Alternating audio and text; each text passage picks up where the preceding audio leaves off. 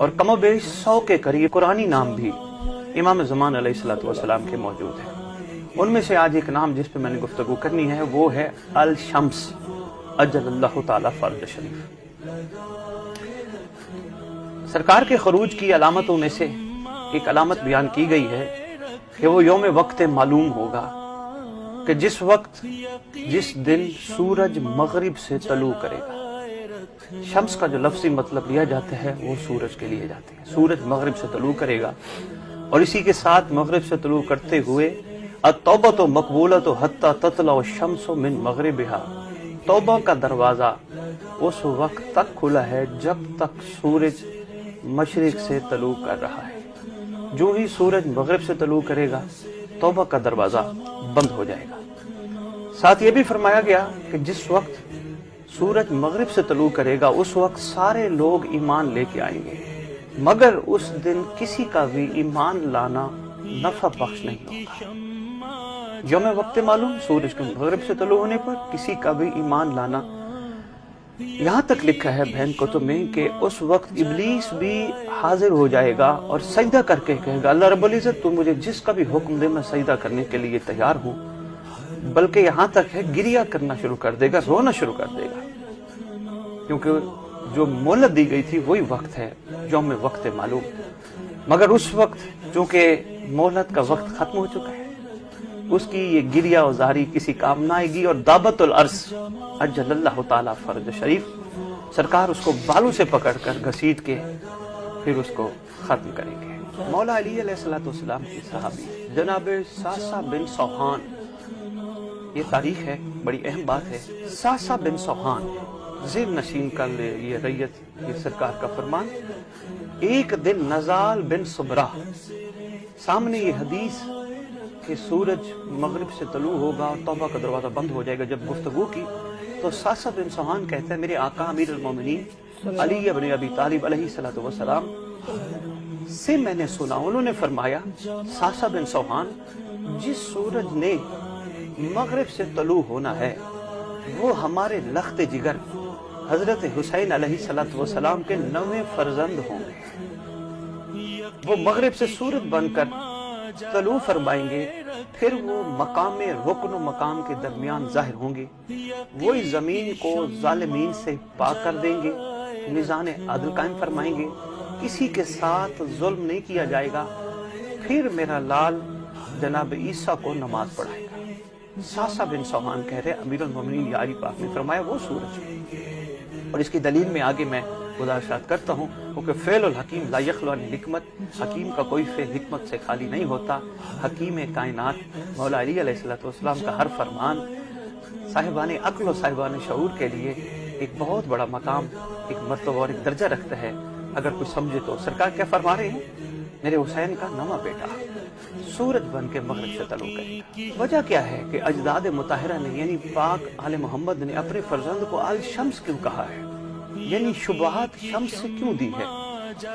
इसके लिए जरूरी है कि कुछ नुक्ते मैं बयान करूं ताकि पता चल जाए। फिर वही बात फ़ेलुल हकीम ला यख़लु अन हिकमत, सरकार के हर फरमान में राज है। अब अरफा फरमाते हैं पहली बात यह है, आज शम्स इसलिए है कि कोई आलिम हो कोई जाहिल हो वो शम्स से इनकार नहीं कर सकता, इसकी पहली खसूसियत यह है। दूसरी खसूसियत, शम्स जमीन के लिए हयात बख्श खजाना मौजिब हयात है। इमाम ज़माना भी इसी तरह इस जमीन और अहले जमीन के लिए मौजिब हयात है। यहाँ एक शायर का खूबसूरत शेर है कि घर हट जाएं इमाम ज़मान दरमियान से, मुसीबतें और बलाएं टूट पड़े आसमान से।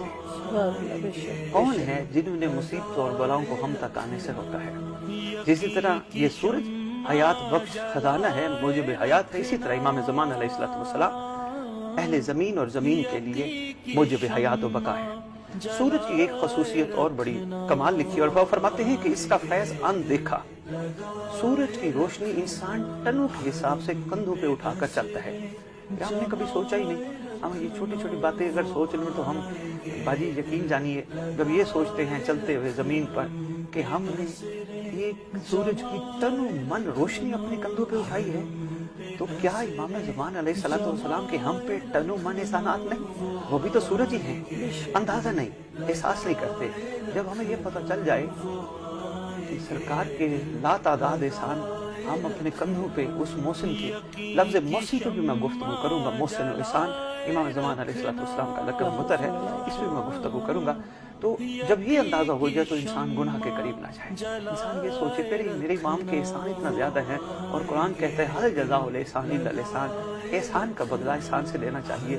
تو کم از کم ریت کو جب یہ اندازہ ہو جائے گا کہ میں اپنے امام کے لاتعداد احسانات اپنے کندھوں پہ اٹھا کے پھر رہا ہوں, تو میں یہ شکریہ ہی ادا کرتا رہوں, تو میں اپنی زندگی میں شکریہ بھی ادا نہیں کر سکتا. نمبر 4, بہن عرفہ فرماتے ہیں کہ یہ سورج کی خصوصیت ہے کہ اس کا فیض محدود نہیں, محدود نہیں, بلا امتیاز مذہب و ملت و رنگ و نسل, نیک و بد سب کو پہنچتا ہے.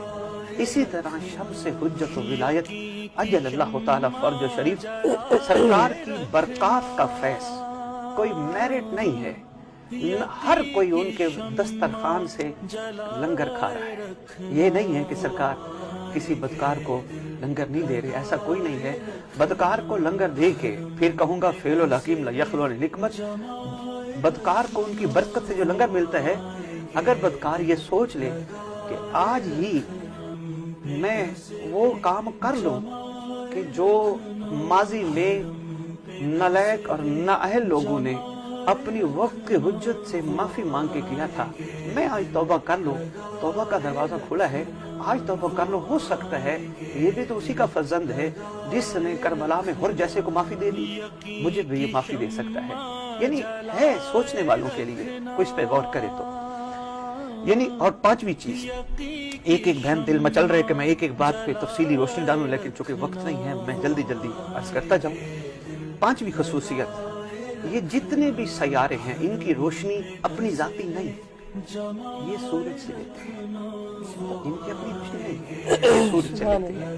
اس لیے عرفہ فرماتے ہیں آج بھی جو عارفین, عاشقین, ناصرین, منتظرین, عالین, جتنے صاحبان عرفان آج یہ کام کر رہے ہیں, ظہور امام زمان علیہ السلام کی راہ ہموار کر رہے ہیں. یہاں مجھے وہ عارف شخصیت ہے, بڑا خوبصورت جملہ انہوں نے فرمایا, پچھلے دنوں مجھے کلپ پہنچا, یمن والے, نام میرے ذہن میں نہیں آ رہا, تو وہ فرماتے ہیں اس دور میں جو ظہور امام زمان علیہ السلام کی راہ ہموار کر رہے ہیں وہ بوزر کمبر مقداد سے کم نہیں اس پرآشوب اور مادیت کے دور میں. اور یہ تو دعوت فکر میں اس لیے دے رہا ہوں کہ سب کو قطرہ بن کے اس سمندر کے عرفان میں غرق ہونا چاہیے کہ جو سمندر آج بھی اتنی وسعت رکھتا ہے کہ جس کا کنارہ ہی کوئی نہیں ہے. اور سرکار کا ایک لقب مطر یہ بھی ہے, وہ سمندر, وہ رحمت واسعہ, وہ رحمت کا سمندر جس کا کنارہ ہی نہیں ہے. یہ سامنے بات آئی, میں نے ضمناً عرض کر دی کہ خصوصیت یہ ہے کہ باقی سیاروں کی جو روشنی ہے وہ ذاتی نہیں, وہ سورج سے لیتے ہیں.